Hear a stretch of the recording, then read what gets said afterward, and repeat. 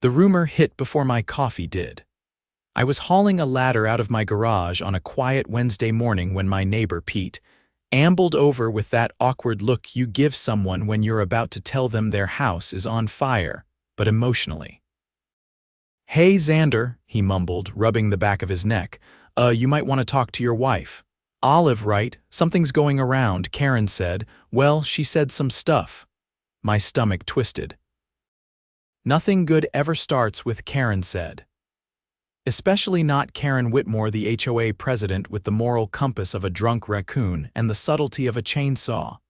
"What kind of stuff?" I asked, already knowing I wasn't going to like the answer. Pete shifted uncomfortably. "That Olive was cheating on you, with your contractor, and that your kid, Sienna, got suspended for fighting. Said it's why she's been home all week." My jaw clenched so hard I thought I might crack a molar. "First of all, Olive and I have been solid for over 12 years. She works night shifts at the hospital and still manages to show up at Sienna's soccer games with snacks and a smile. And Sienna? She's 10. She's home because she's got strep. Not because she's beating up classmates. I didn't even have a contractor. I'd been fixing up our deck myself." I didn't say anything to Pete. I just nodded, thanked him, and walked back into the house. Olive was in the kitchen, still in her scrubs, pouring herself tea. She saw my face and lowered the mug. "What happened?" I told her everything. She didn't even blink. "That woman's got nothing better to do than destroy people," she said, voice calm but tight. "We're not letting this slide." We both knew what this was really about. Last month, I'd challenged Karen during the HOA meeting. She tried to push a rule limiting backyard structures. Said it was about maintaining aesthetic consistency. Translation: she didn't like the treehouse I was building for Sienna. I pointed out that her own backyard had a full tiki bar setup and that the new rule would be selectively enforced. The vote didn't go her way. She hadn't looked me in the eye since. Now she was retaliating small-town style, poisoning the neighborhood well with gossip. I didn't confront her right away. No, I did what any smart man with a fed-up wife and a sick kid would do. I documented. I pulled our security camera footage from the past 2 weeks, including our front porch cams and backyard feeds. Olive dug into our phone records, proving she'd been on shift during the alleged affair. I texted Sienna's school for a formal note confirming her absence due to illness, not misconduct. Then I started hearing more, Mrs. Calhoun, 3 houses down, said Karen told her I was milking HOA funds through fake repair reimbursements. That one made me laugh. I wasn't even on the board. Then came the kicker. Apparently, Karen told 2 other board members that Olive had been investigated for stealing medication at the hospital. That one lit a fire in me. "She crossed the line," Olive said, her voice low and even. "I'm filing for defamation." "She's not just bad-mouthing us, she's attacking my job," I nodded. "Let's hit her where it hurts." We met with a lawyer the next day, a real bulldog named Miriam who specialized in defamation and civil suits. She listened, took notes, and smiled when we handed her the evidence. "She's on the HOA board?" Miriam asked. "President," I said. "Then this gets even better. There's precedent for HOA officials being held personally liable for claims made under the color of their position." I didn't pretend to understand all of it, but one thing was clear: Karen wasn't just gossiping. She was using her title as HOA president to spread lies, and that made her legally vulnerable. Miriam filed the paperwork fast. We requested a cease and desist first, just to be civil. Karen responded by doubling down. She actually sent out a printed newsletter. Yes, printed. She's that kind of petty, warning residents to be mindful of families who may be endangering neighborhood standards. She didn't name us, but everyone knew. I confronted her on our sidewalk. She was watering her roses. White gloves, sun hat, the whole Stepford routine. "Karen," I said, voice flat, "you need to stop." She didn't look up. "I don't know what you mean." "You know exactly what I mean. You talk about my wife again, and you'll be doing it in front of a judge." She finally turned, gave me that condescending fake smile. "Oh, Xander, I'm just trying to protect our community." I stared at her for a long second. Then you better start protecting yourself. Because we're coming for everything. 3 days later, we served her with the defamation suit. Karen tried to play victim. She sent out another email to all HOA members, this time accusing us of harassment and abuse of legal systems. But Miriam shut that down fast. Every claim we made was backed by hard evidence.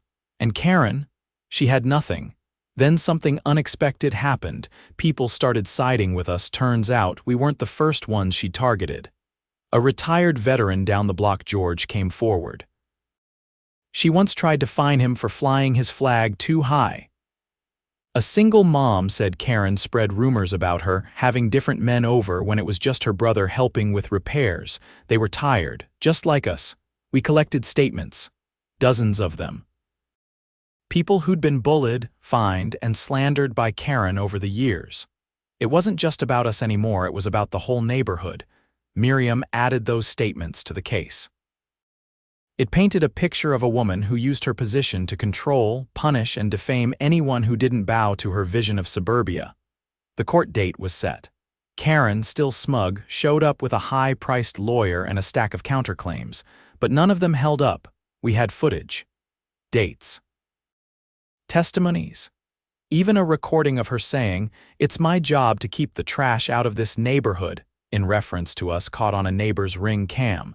The judge wasn't amused. He ruled in our favor. Karen was ordered to pay damages for defamation, including emotional distress and reputational harm. The total, just over $80,000. She went pale. I didn't feel bad, not even a little. She had spent years tearing people down, and now the only thing she'd built her bank account and reputation was crumbling. But that wasn't the end, because during discovery, something else came to light. Something that would make sure Karen Whitmore's HOA reign ended for good. And this time, she wouldn't just lose money, she'd lose her freedom. The day after the court ruling, I drove Sienna to her piano lesson and came back to find a plain white envelope taped to our front door. No stamp, no return address, just a single sheet inside, typed, not signed. It read, "Look into the HOA's maintenance fund. Start with the storm drain project."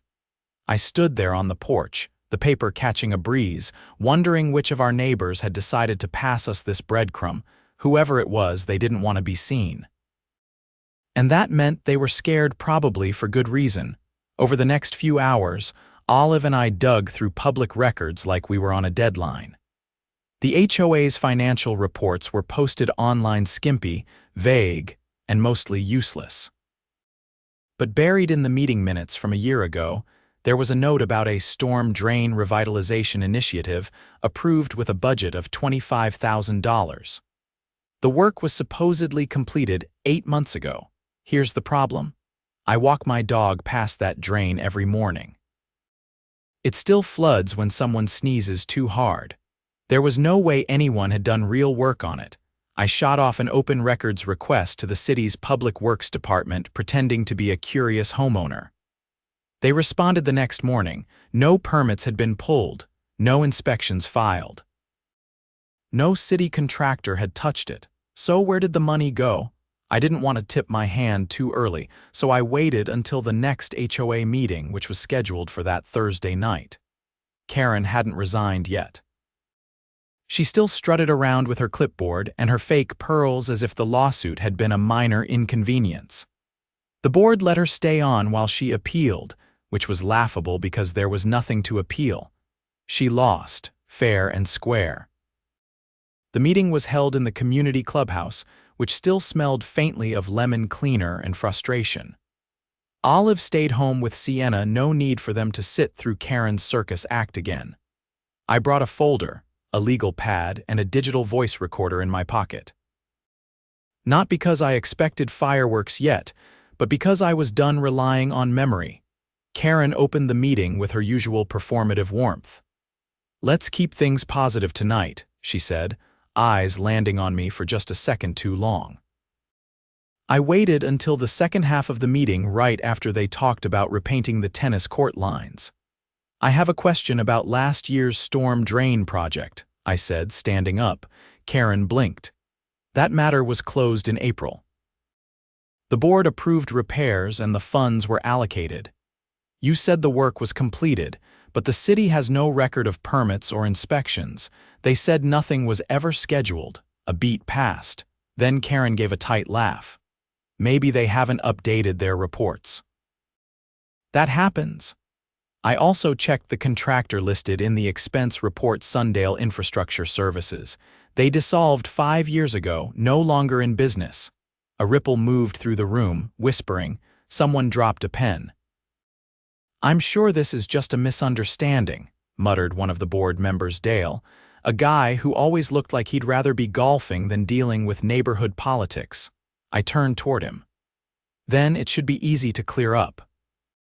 I'd like to file a formal request for a third-party audit of the HOA's financials for the last 3 years. Karen's mouth opened, but no sound came out for a second. Then she said, "That's outside the scope of our agenda tonight. The bylaws allow for it," I said, flipping open my folder and reading directly from the printout. A member in good standing may motion for an audit, and if seconded by at least one other member, the motion must be considered. Pete, from next door, raised his hand. I second it. And just like that, it was on record. Karen tried to stall. She said it would be expensive. Said it would delay other projects, but too many people had started paying attention.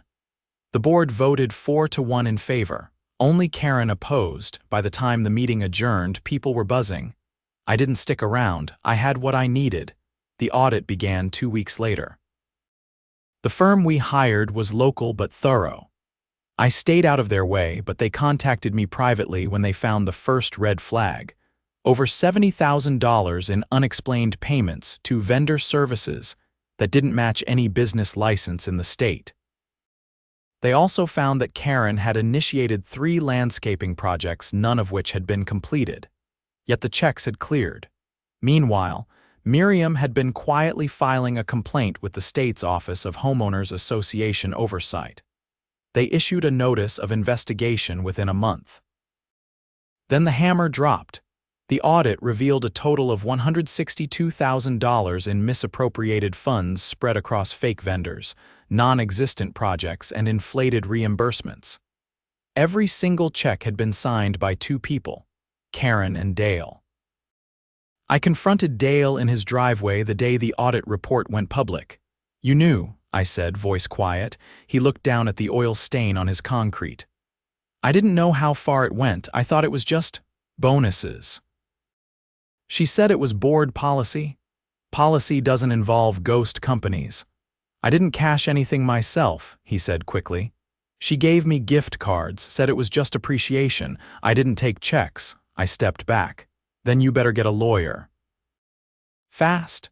By the following week, the board voted unanimously to remove Karen and Dale. The HOA's attorney filed charges of embezzlement. The state investigator looped in the county district attorney's office. And then the police showed up, not with sirens, not with cuffs, but with subpoenas, search warrants, and a very polite detective who took Karen's desktop computer, her financial records, and a box of HOA files she hadn't turned over. She was home when they came. According to Pete, she stood on her porch in her robe, trying to argue with the officer about jurisdiction while her dog barked at the wind. The news spread fast. Local outlets picked up the story, HOA president under criminal investigation for embezzlement. Her picture was in the paper the next morning, standing behind her rose bushes with that same stiff expression she wore when telling people to move their trash bins. The charges came down soon after. Wire fraud, misuse of community funds, and falsification of public documentation. 3 felonies, 1 misdemeanor. Miriam called me that night. She's going to take a plea. There's too much evidence. What kind of sentence are we talking about? Probably house arrest and restitution. First-time offender, no priors, but she's going to lose everything.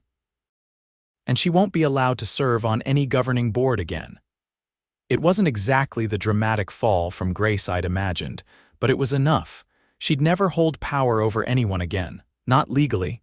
the HOA held an emergency election. This time, the candidates were people who actually wanted transparency. People who brought coffee to meetings instead of threats. I didn't run, but I did help rewrite parts of the bylaws. We added a clause requiring all financial records to be posted monthly, and any project over $5,000 to be verified by 2 independent contractors. Olive went back to her shifts without looking over her shoulder. Sienna's strep cleared up and she started building a new Lego set with me on weekends. The tree house, still there, still perfect, and Karen, she sold her house, quietly. No goodbye parties, no farewell emails. Last I heard, she moved in with her sister across town. No HOA there. Just a rental where someone else mows the lawn. She still owed us the defamation damages.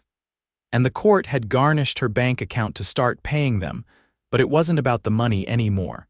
She'd tried to ruin us with lies, tried to make us pariahs in our own neighborhood.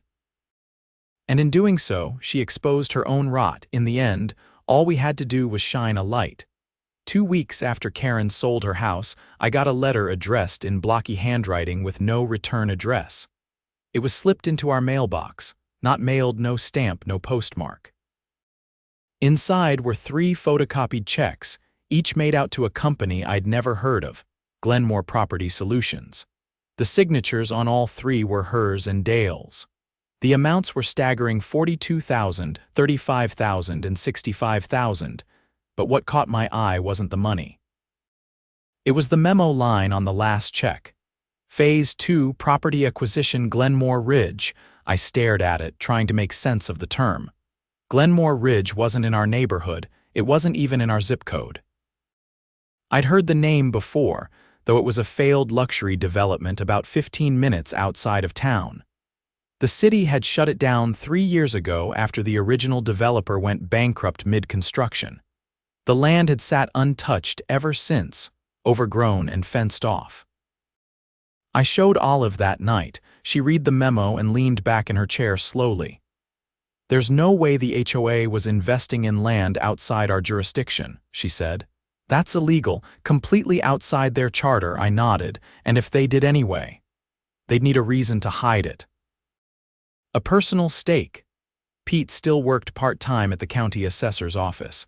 I called him the next morning and asked if he could look up property records tied to Glenmore Ridge. I didn't tell him why. I just said we were looking into something for the audit follow-up. He agreed, a little hesitant but curious. He called back an hour later. 2 of those lots, Lot 17 and Lot 19, were purchased under a shell company 3 months ago, he said. Registered to an LLC out of Florida. Want to guess the name? Glenmore Property Solutions, I said. Bingo. And guess who's listed as the registered agent? I didn't want to say it, but he did. Dale's wife. I thanked him and hung up. Then I sat at the kitchen table for a long time staring at the checks again. This wasn't just embezzlement, this was laundering. They were funneling HOA funds into a shell company to buy land for themselves. Probably planning to flip it once development restarted, using our neighborhood's money to bankroll personal investments. No wonder Karen had fought so hard to stay in power. She hadn't just been petty and controlling. She'd been running a criminal racket. I called Miriam. She didn't waste time. Within 24 hours, she had filed a complaint with the state attorney general's office and forwarded the evidence to the county's financial crimes division. They looped in the FBI immediately. Once interstate financial transfers and shell corporations came into play, it became a federal matter. The following week, 2 unmarked black SUVs rolled into the neighborhood. No sirens, no shouting. Just quiet men in suits walking up to Dale's door while a 3rd agent took pictures of his mailbox, his driveway, and the security camera above his garage. Dale opened the door in a fishing vest and froze. He was escorted to the back seat of one of the SUVs without handcuffs, but with the sort of firm guidance that didn't leave room for negotiation. 2 hours later, a federal subpoena landed in my inbox.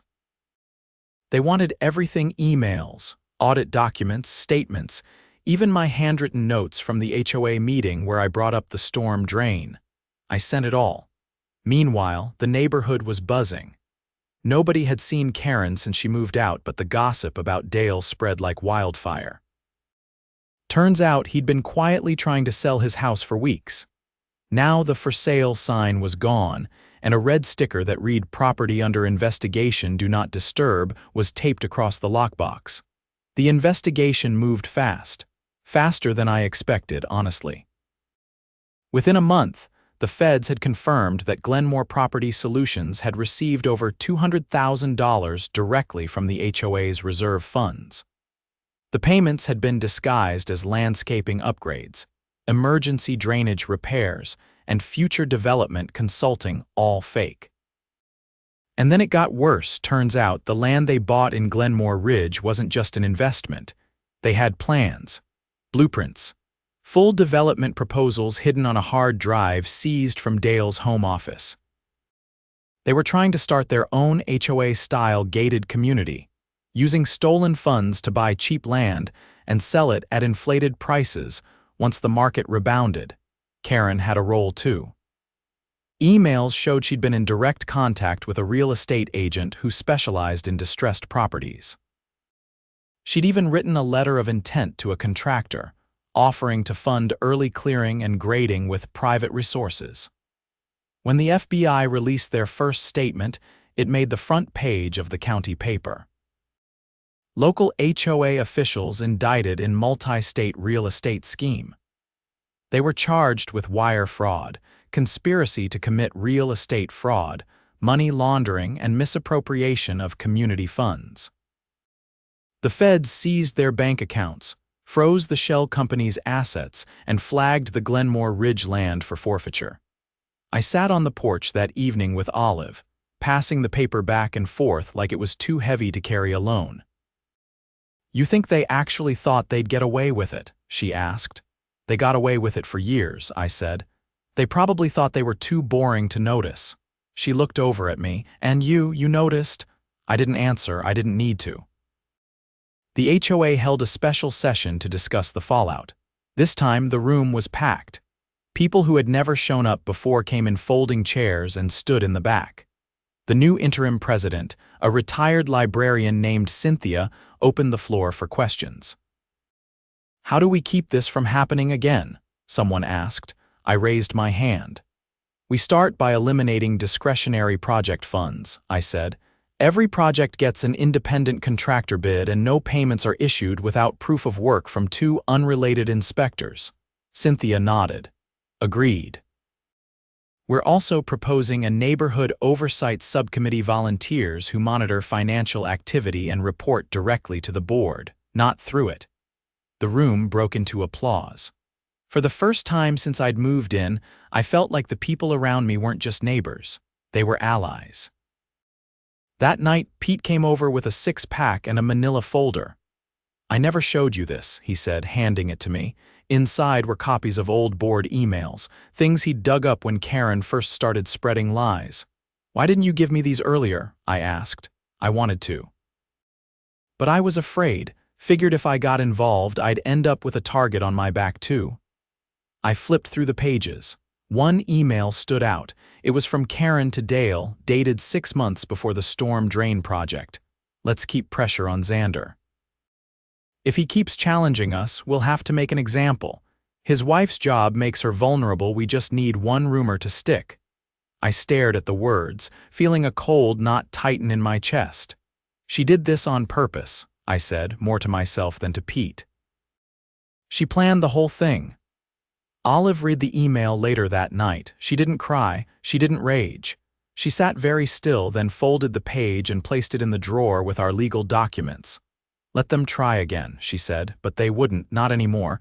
Karen took a plea deal. 5 years probation, full restitution, and a permanent ban from serving on any board or managing any financial assets that weren't personal. She was also ordered to record a formal apology, which the court uploaded to the county's public access site. It was stiff, emotionless, and clearly written by her lawyer, but it was there. A record. Dale wasn't so lucky. The feds pressed harder on him. He'd falsified invoices and forged contractor signatures. He got 18 months in federal prison, followed by supervised release. His house was seized to repay part of the stolen funds. The HOA slowly stabilized. The new board worked transparently, held open budget sessions, and even launched a monthly newsletter written by different residents each time. People started showing up to meetings for the right reasons: gardening tips, neighborhood watch updates, even a chili cook-off sign up. And our family, we were left alone. No more sideways glances. No more whispered rumors. Just neighbors waving from driveways, kids playing on sidewalks, and a community that finally understood the danger of giving power to the wrong people. The house felt warmer, lighter. And every time I walked past the old clubhouse, I remembered what it used to represent and what we'd fought to protect. Not just our names, but the truth. 3 months passed like the slow settling of dust after a demolition. The neighborhood had grown quieter, not in the absence of activity sort of way, but in the sense that people no longer whispered behind hedges or paused conversations when someone walked by. It was a new kind of quiet one built on transparency and a hard-won sense of mutual respect. I was repainting the trim on our garage one Saturday morning when Cynthia, the new HOA president, stopped at the edge of the driveway.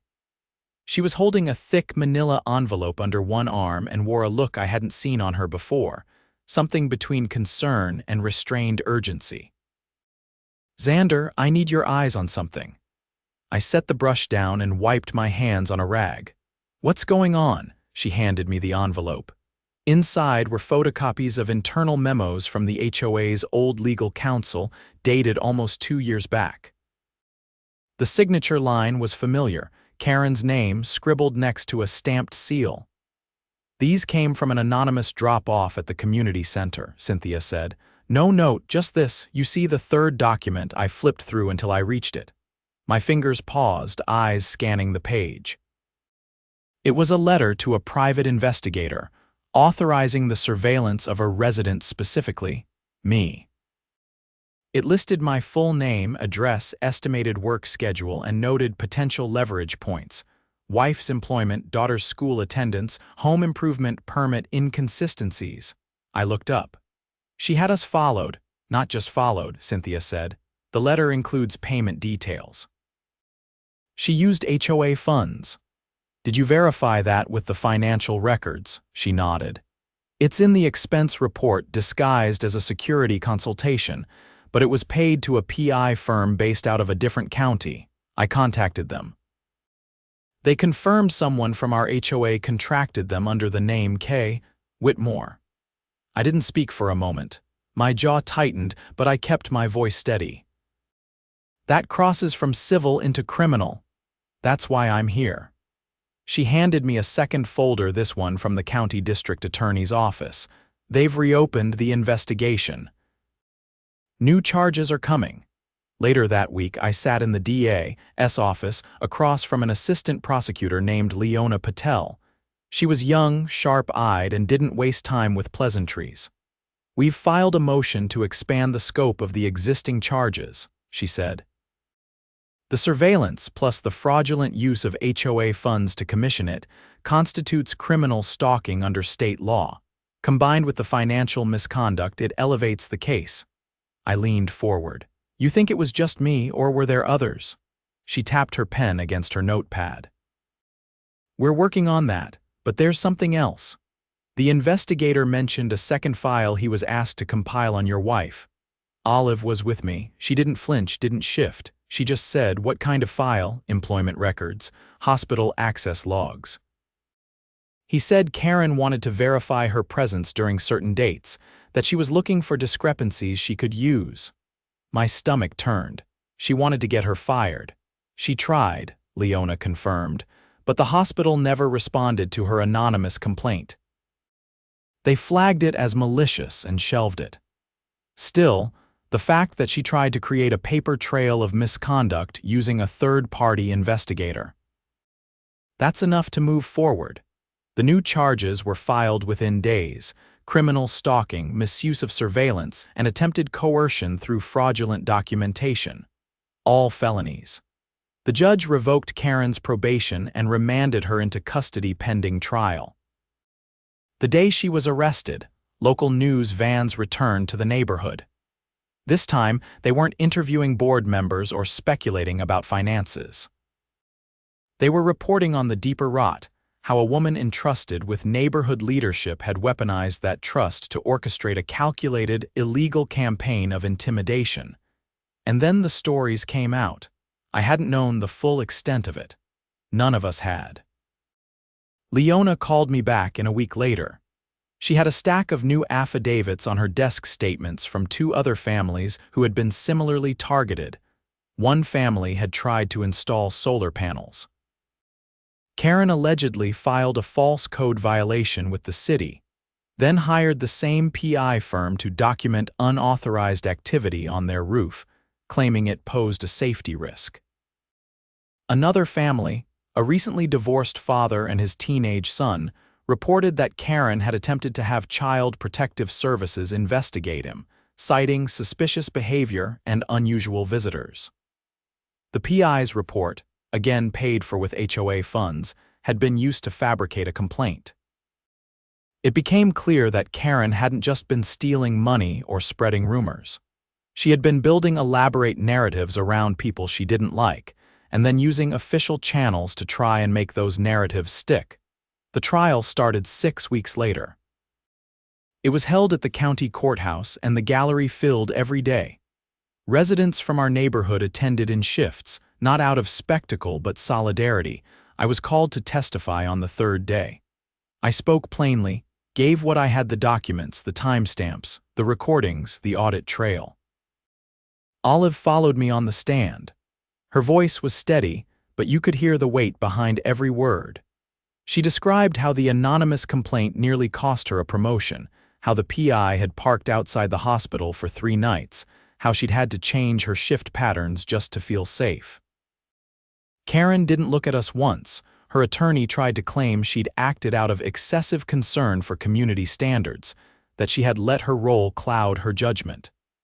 But the jury didn't buy it, not after hearing from the other residents, not after seeing the paper trail. Not after Leona closed by showing the jury a calendar Karen had maintained, a physical one seized from her home, with certain homes marked in red ink and notes like "pressure this month" and "wife's job equals weak point."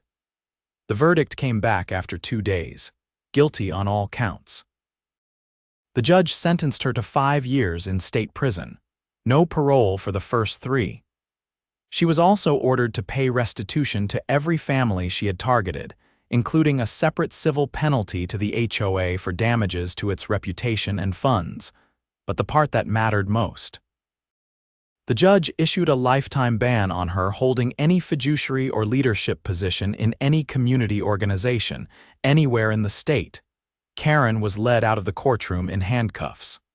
No pearl necklace this time, no clipboard. Just a woman who had built an empire of control, now reduced to a cautionary tale. The neighborhood moved forward. The HOA board voted to install a permanent independent auditor. All major decisions were now subject to community vote. A new subcommittee was formed to oversee code enforcement, ensuring no one person ever held too much power again. Cynthia stayed on as president, though she insisted it was temporary. She wanted to help steer the community through the transition, then find someone younger to take the reins. Someone with no interest in control, only fairness. I declined when they offered me the position. "I'm better with a paintbrush than a gavel," I told them. Instead, I helped set up the neighborhood's first community day, a Saturday morning where everyone pitched in to clean up the walking trails, repaint the playground, and share a potluck lunch. Olive brought her signature lemon bars. Sienna ran the lemonade stand, raising $37 for the animal shelter. When Cynthia handed her a thank you card from the board, Sienna grinned and said she wanted to donate the money in memory of the mean lady who used to hate tree houses. Even the older residents laughed. That night, as we sat on the back porch, the deck lights glowing softly, Olive leaned into my shoulder and watched Sienna chase fireflies across the lawn. "It's strange," she said. How something so ugly can end up bringing people closer. I nodded. Sometimes you have to burn the rot out before anything healthy can grow. We didn't talk about Karen after that. There was no need. She'd written her story. We had simply made sure it reached the right ending.